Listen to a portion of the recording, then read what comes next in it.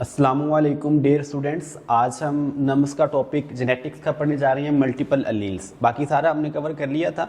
ये जो नम्स में एडेड है ना मल्टीपल अलील्स, वो हम डिस्कस करने जा रहे हैं। What is multiple alleles?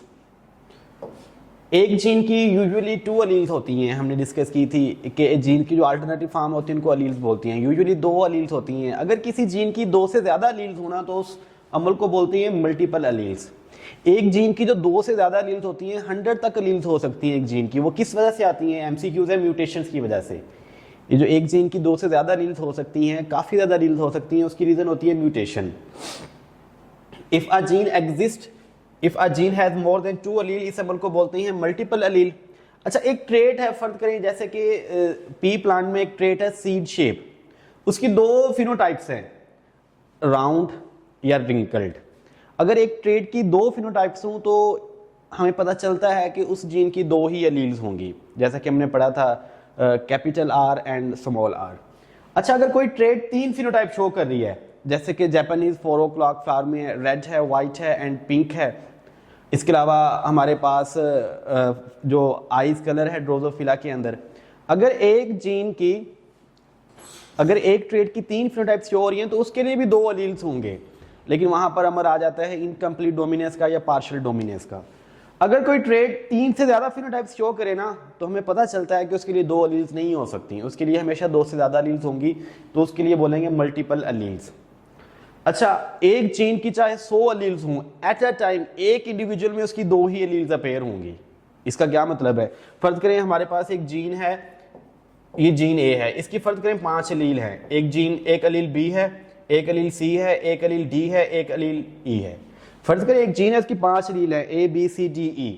Eight a time एक इंडिविजुअल में उसकी 2 ही अलील पेयर होंगी। मतलब ये हो सकता है कि इंडिविजुअल में उसका ये कॉम्बिनेशन हो सकता है किसी दूसरे इंडिविजुअल में ये कॉम्बिनेशन हो सकता है किसी तीसरे इंडिविजुअल में ये वाला कॉम्बिनेशन हो, किसी चौथे में ये वाला कॉम्बिनेशन हो, A D.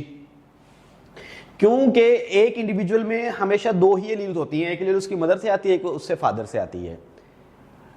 Eight a time एक इंडिविजुअल में एक जीन की 2 ही एलील्स होंगी। अगर हम कलेक्टिवली पूरे इंडिविजुअल्स के ग्रुप को देखें तब हमें पता चलता है कि इस जीन की मोर देन 2 एलील्स हैं, तो इसे हम लोग को मल्टीपल एलील्स बोलते हैं। इसके एक बेस्ट एग्जांपल है एबीओ ब्लड ग्रुप सिस्टम, जो कि 1901 में कार्ल लैंडस्ली ने डिस्कवर किया था। 1930 में फिर इसको नोबेल प्राइज भी मिला था। एबीओ ब्लड ग्रुप सिस्टम में blood is differentiated into 4 groups. Blood के 4 ग्रुप्स बनाए जाते हैं। किस बेस पे? On the base of presence of antigens, antigen की बेस पे। और एंटीजन कहां पर होते हैं? आरबीसीज की सरफेस के ऊपर।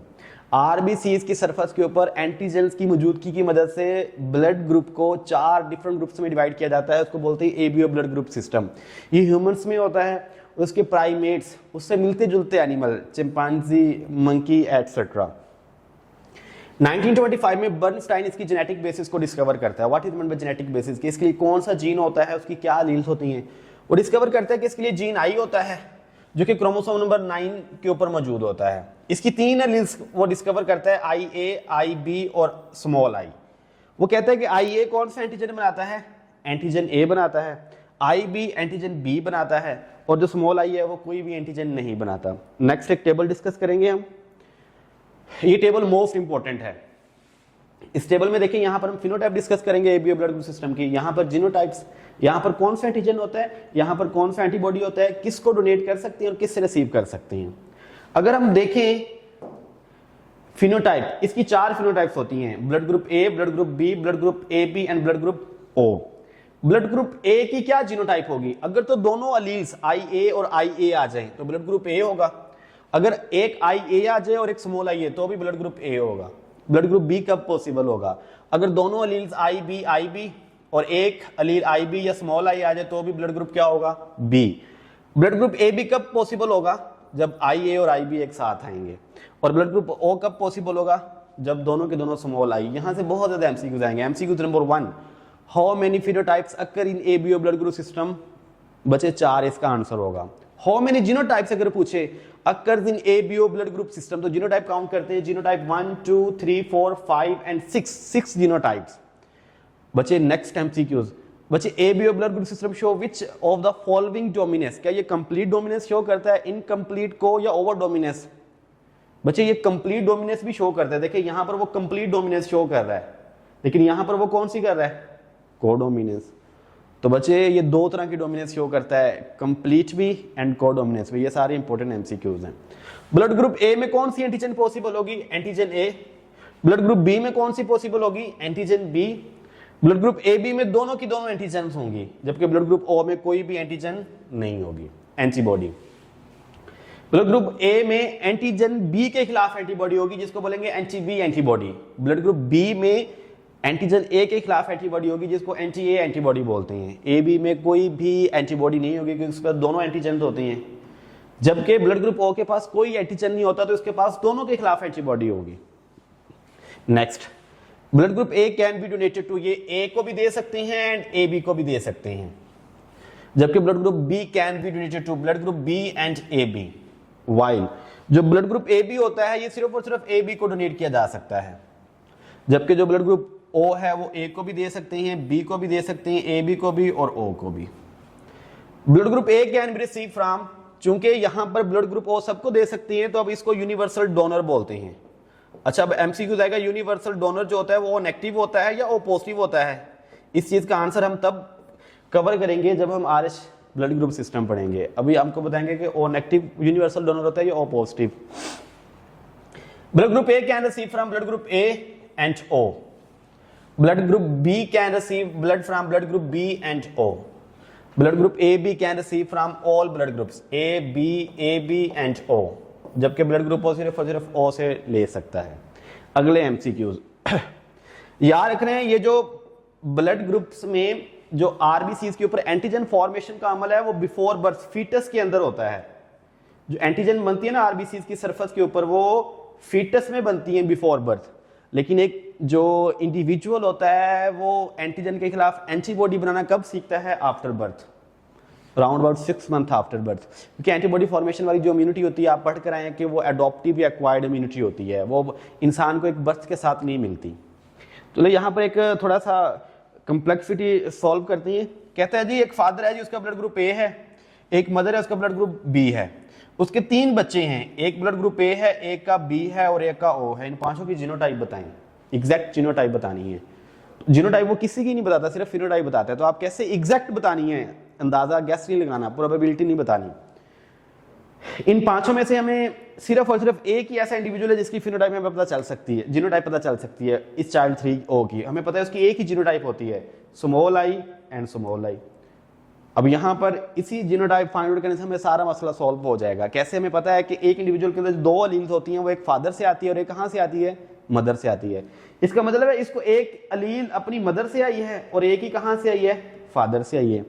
अब इस अलील के साथ क्या चीज ऐसी अटैच करें कि उसका ब्लड ग्रुप ए है, ये वाली। तो बच्चे फादर का जीनोटाइप क्या होगा, IA और स्मॉल आई। मदर के साथ ऐसी कौन सी अलील अटैच करें उसका ब्लड ग्रुप बी बने, IB। बच्चे ये यहाँ प्रॉब्लम, हमारे पास 3 इंडिविजुअल की जीनोटाइप्स आ गई है। अब चाइल्ड 1 की जो हमारे पास जीनोटाइप है वो A है, इसका मतलब है उसके पास ये वाली अलील लाजमी होगी। अगर ये वाली अलील लाजमी है तो इसका मतलब है ये वाली अलील कहां से आई है, उसके पास फादर से। अब मदर से IB नहीं आ सकती, क्योंकि IB आती तो उसका ब्लड ग्रुप AB होना था, लेकिन जाहिर सी बात है उससे क्या आई होगी, मदर से स्मॉल आई। अब चाइल्ड 2 है, उसका ब्लड ग्रुप B है, इसका मतलब है उसके पास ये वाली अलील लाजमी होगी। अब ये वाली अलील उसकी मदर में थी तो फादर से डेफिनेटली क्या आई होगी, स्मॉल आई। तो ऐसे कोई भी एमसीक्यूज आ जाए तो आप उसको सोल्व कर सकते हैं। वो थोड़ा सा हिंट देगा एमसीक्यूज में, यहाँ पर उसने हिंट कहाँ पर दिया, हमें चाइल्ड 3 के ऊपर हिंट दिया है। तो ये होता है हमारा ब्लड ग्रुप सिस्टम। नेक्स्ट है जी RH ब्लड ग्रुप सिस्टम। याद रख रहे हैं, this is not the example of multiple allele. Multiple allele की एग्जांपल एक ही थी, ABO ब्लड ग्रुप सिस्टम, वो हमने कवर कर ली है। ये वैसे ही ब्लड ग्रुप सिस्टम, बच्चे जो ब्लड ट्रांसफ्यूजन सोसाइटी है उसने अब तक 30 ब्लड ग्रुप डिस्कवर किए जा चुके हैं, और कहते हैं इससे भी ज्यादा हो सकती हैं। जैसे कि ब्लड ग्रुप लिवाइस है, ब्लड ग्रुप P है, लुथरन है, डफी है, डीगो है, ये सारे मैं ब्लड ग्रुप्स के नाम बता रहा हूँ। लेकिन सबसे ज्यादा जब मोस्ट इंपोर्टेंट पढ़ते हैं वो ABO ब्लड ग्रुप सिस्टम पढ़ते हैं, या RH पढ़ते हैं, या थोड़ा बहुत MN के बारे में पढ़ते हैं, क्योंकि इनकी जब ट्रांसफ्यूजन से जो मिसमैचिंग होती है ना, उससे कॉम्प्लेक्सिटीज प्रॉब्लम बहुत ज्यादा सवेयर होते हैं। दैट्स वाई हम इनको ज्यादा स्टडी करते हैं। और भी ब्लड ग्रुप होते हैं, मैंने अभी बोला है कि 30 टाइप के ब्लड ग्रुप अभी तक डिस्कवर किए जा चुके हैं। एबीओ पढ़ते हैं आप लोग, आरएच पढ़ते हैं, इसके अलावा डफी होता है, डिगो होता है, लुथरन होता है, लिवाइस होता है, ब्लड ग्रुप पी होता है, एमएन होता है। अक्सर आप पढ़ते हैं blood group A, blood group B, इसके साथ आप पॉजिटिव या नेगेटिव का साइन यूज कर रहे होते हैं, ए पॉजिटिव, बी पॉजिटिव। ये जो पॉजिटिव का साइन यूज कर रहे होती हैं वो आरएच ब्लड ग्रुप सिस्टम होता है। ये 1930 में कार्ल लैंडस्टीनर ने रिसर्च मंकी के अंदर डिस्कवर किया था।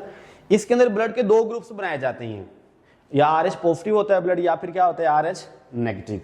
इसके लिए जो जीन है वो जीन डी होता है, उसकी दो लीड होती है, capital D and small D.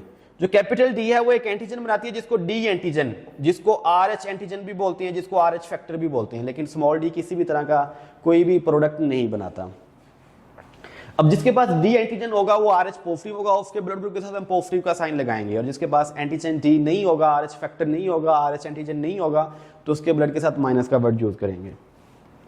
ये भी एक टेबल याद रखने। अब इसकी दो फिनोटाइप्स होती हैं, RH positive and RH negative. इसकी जीन जीनोटाइप तीन होती हैं। अगर कैपिटल डी होगा तो आरएच पॉजिटिव होगा, कैपिटल डी स्मॉल डी होगा तो आरएच पॉजिटिव। अगर दोनों ही स्मॉल डी हो तो वो आरएच नेगेटिव होगा, उसके पास कोई एंटीजन नहीं होगी। आरएच पॉजिटिव के पास आरएच एंटीजन होती है, जबकि इसके पास कोई एंटीजन नहीं होती। आरएच पॉजिटिव के पास कोई एंटीबॉडी नहीं होती, जबकि आरएच नेगेटिव के पास एंटी आरएच एंटीबॉडी होती है। आरएच पॉजिटिव सिर्फ और सिर्फ आरएच पॉजिटिव को डोनेट कर सकता है। अगर वो आरएच नेगेटिव को डोनेट करेगा तो आरएच नेगेटिव के पास एंटी आरएच एंटीबॉडी होगी तो प्रॉब्लम आएगा। जबकि आरएच नेगेटिव दोनों को दे सकता है, आरएच पॉजिटिव को भी और आरएच नेगेटिव को भी। आरएच पॉजिटिव को क्यों दे सकता है? क्योंकि आरएच पॉजिटिव के पास कोई एंटीबॉडी नहीं होती और ना ही इसके पास कोई एंटीजन होती है, तो कॉम्प्लेक्सिटी नहीं आएगी। आरएच पॉजिटिव कैन रिसीव, वो आरएच पॉजिटिव से भी रिसीव कर सकता है और आरएच नेगेटिव से भी रिसीव कर सकता है, क्योंकि आरएच नेगेटिव के पास कोई एंटीजन नहीं होता और आरएच पॉजिटिव के पास कोई एंटीबॉडी नहीं होती। जबकि आरएच जो नेगेटिव है रिसीव सिर्फ और सिर्फ आरएच पॉजिटिव से रिसीव करेगा। अगर वो आरएच नेगेटिव से रिसीव करेगा, अगर वो आरएच पॉजिटिव से रिसीव करेगा तो आरएच पॉजिटिव के पास क्या होगी? एंटीजन, और वो उसके खिलाफ क्या बनाएगा? एंटीबॉडी। तो प्रॉब्लम होगा। अब इन दोनों में यूनिवर्सल डोनर कौन हुआ? इन दोनों में जो यूनिवर्सल डोनर हुआ वो आरएच नेगेटिव हुआ। उधर से यूनिवर्सल डोनर कौन सा है? ओ। तो बच्चे ओ नेगेटिव हुआ यूनिवर्सल डोनर। यहां पर यूनिवर्सल रेसिपिएंट कौन हुआ? RH positive. और उधर से यूनिवर्सल रेसिपिएंट कौन है? AB। तो AB पॉजिटिव यूनिवर्सल रेसिपिएंट और O negative is universal donor. तो ये सारे एमसीक्यूज याद रखने हैं। हम एक डिजीज पढ़ने जा रहे हैं, RH एरिथ्रोब्लास्टोसिस फिटालिस। इसका नाम भी बताऊंगा कि क्यों बोला जाता है। बच्चे ये तब होती है जब एक मदर RH नेगेटिव हो और फादर RH पॉजिटिव हो। जब एक RH नेगेटिव मदर शादी करती है एक RH पॉजिटिव फादर के साथ और उनका चाइल्ड है RH पॉजिटिव। बच्चे होता कुछ यूं है, जो कि मदर RH नेगेटिव है तो उसकी ब्लड में क्या होंगी? RH antibodies. जबकि चाइल्ड अगर RH पॉजिटिव है तो उसके ब्लड में क्या होगा? RH antigen. अब आपको पता है जो मदर है उसका कनेक्शन होता है चाइल्ड के साथ प्लेसेंटा के जरिए। बच्चे जैसे ही अगर चाइल्ड का blood first pregnancy usually normal होती है, फर्स्ट प्रेगनेंसी में बहुत कम रेयर चांसेस होते हैं कि कॉम्प्लेक्सिटी हो, क्योंकि फर्स्ट प्रेगनेंसी में बहुत कम चांसेस होते हैं कि चाइल्ड का जो ब्लड है ना वो मदर में आए। अच्छा, अगर आ जाता है चाइल्ड का जो ब्लड है वो प्लेसेंटा के जरिए मदर की ब्लड सर्कुलेशन में आ गया है, मतलब कि चाइल्ड से RH एंटीजेंस किस में आ जाएंगी? मदर की ब्लड सर्कुलेशन में। मदर उनके खिलाफ क्या बनाएगी? एंटी RH एंटीबॉडीज बनाएगी। बच्चे वही एंटी RH एंटीबॉडीज प्लेसेंटा के जरिए चाइल्ड में जाएंगी। तो बच्चे आगे हम बताएंगे कि प्रॉब्लम क्या होती है। अच्छा, ये काम पहली प्रेगनेंसी में बहुत कम होता है, ये वाला काम जो भी मैंने बताया है। ताहम जब बर्थ होती है ना, पहली प्रेगनेंसी में बर्थ होती है, प्लेसेंटा डिटैच होता है, तो बहुत ज्यादा ब्लड जो चाइल्ड का होता है ना वो मदर की ब्लड सर्कुलेशन में चला जाता है। जब प्लेसेंटा डिटैच होता है फर्स्ट बर्थ में, बहुत ज्यादा चाइल्ड का जो ब्लड होता है वो मदर की सर्कुलेशन में चला जाता है, मतलब कि बहुत ज्यादा RH एंटीजन मदर की ब्लड सर्कुलेशन में चले जाती हैं। जब मदर के बाद बहुत ज्यादा RH एंटीजन आती है ना तो उसके खिलाफ बहुत ज्यादा एंटीबॉडीज बनाकर रख लेती है अपने ब्लड में टिल नेक्स्ट प्रेगनेंसी।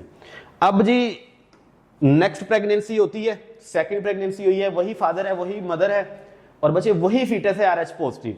तो जैसे ही फीटस के अंदर ब्लड सर्कुलेटरी सिस्टम डेवलप होगा प्रेगनेंसी के दौरान, मदर के पास बहुत ज्यादा RH एंटीबॉडीज पड़ी थी, वो बच्चे वो शुरू से ही फीटस को क्या डोनेट करेंगी? Anti RH antibodies.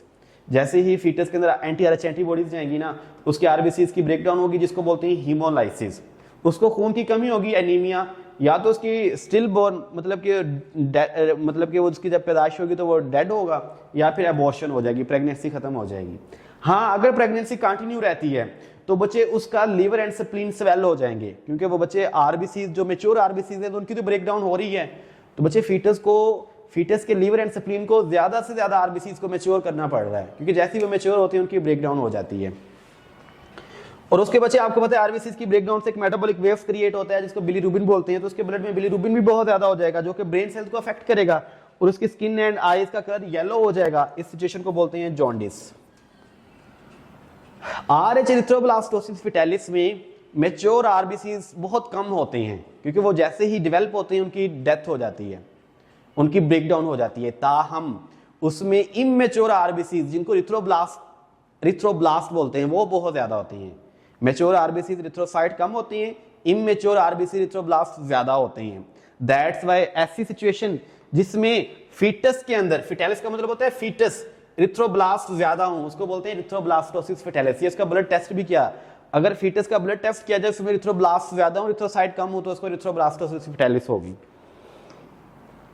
इसकी ट्रीटमेंट क्या है? जो अंग्रेज लोग होते हैं वो बेसिकली प्रेगनेंसी के हर मंथ को चेकअप करवाते हैं अपने फीटस का कि वो किस तरह का है, क्या स्टेटस है, क्या अपडेट है उसके बारे में।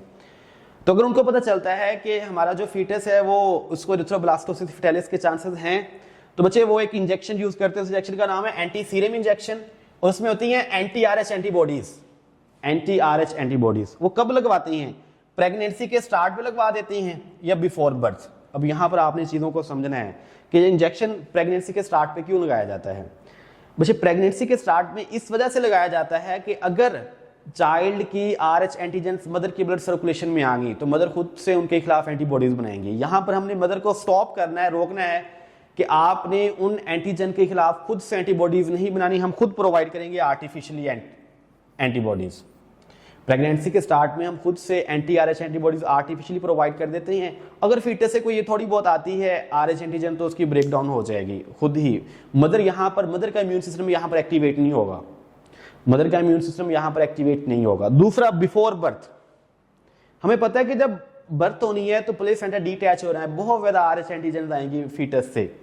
तो बच्चे हमने पहले ही उसका बंदोबस्त कर लिया है कि हमने खुद से आरएच एंटीबॉडीज प्रोवाइड कर दी है बर्थ से पहले ही। जैसे ही आरएच एंटीजेंस का फ्लो आएगा, जो आर्टिफिशियल एंटी आरएच एंटीबॉडीज हैं फौरन से उसको डिस्ट्रॉय कर देंगे। यहाँ पर भी हमने मदर के इम्यून सिस्टम को स्विच ऑफ करके रखा है। दोनों सिचुएशन में हमने मदर के इम्यून सिस्टम को एक्टिवेट नहीं होने दिया, उसका स्विच ऑन नहीं किया। तो बच्चे ये जो एंटीबॉडीज हम आर्टिफिशियली प्रोवाइड करते हैं ये वीक होती हैं, ये नेक्स्ट प्रेगनेंसी से पहले पहले खत्म हो जाएंगी, वेस्ट हो जाएंगी। That is the treatment of erythroblastosis fetalis and that was the topic of multiple allele जो कि हमने जेनेटिक्स को कवर किया है, जो कि नम्स में आएगा। अल्लाह हाफिज।